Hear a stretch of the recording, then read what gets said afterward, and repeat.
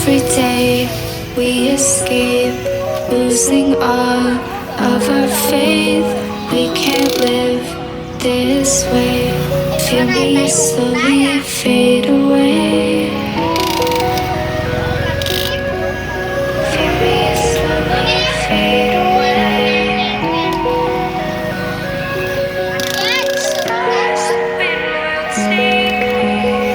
Every day I feel time slipping, passing, skipping by.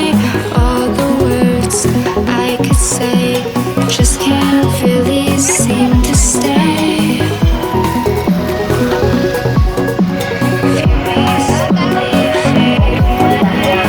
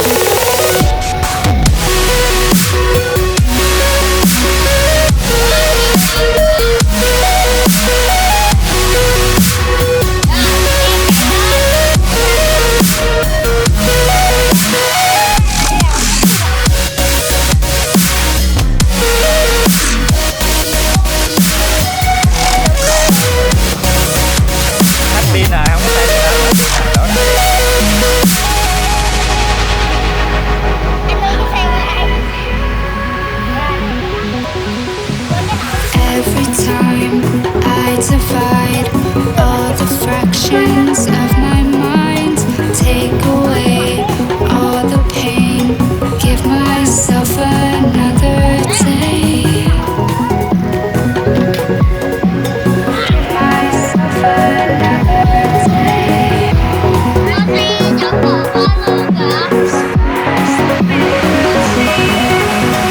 Every day I decide if we'll ever see the sign.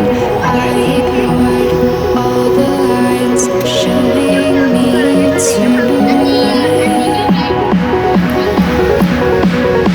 Showing me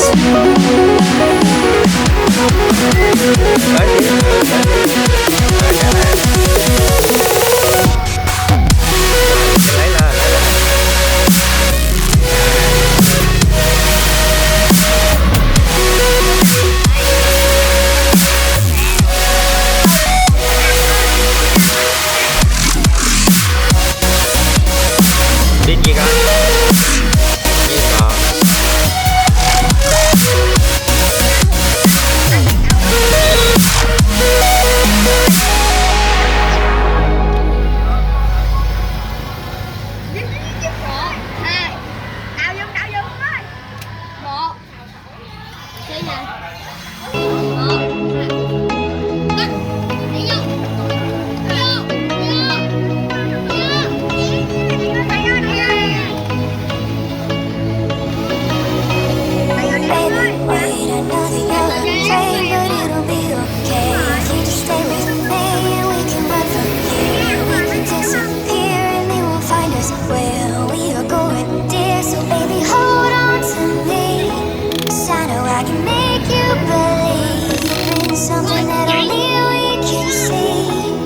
So baby, hold on to me, hold on a minute.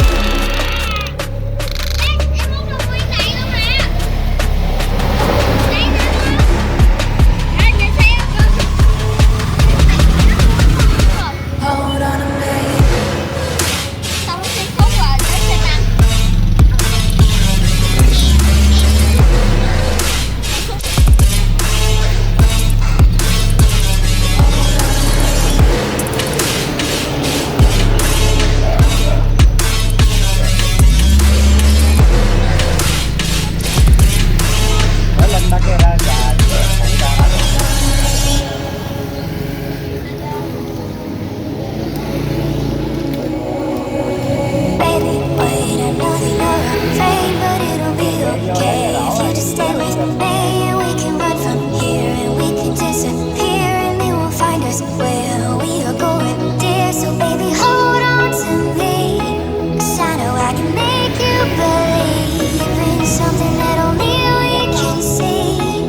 Oh, so baby, hold on to me. Baby, hold on to me. 'Cause I know I can make you believe in something that only we can see. Oh, so baby, hold on to me. Hold on to me.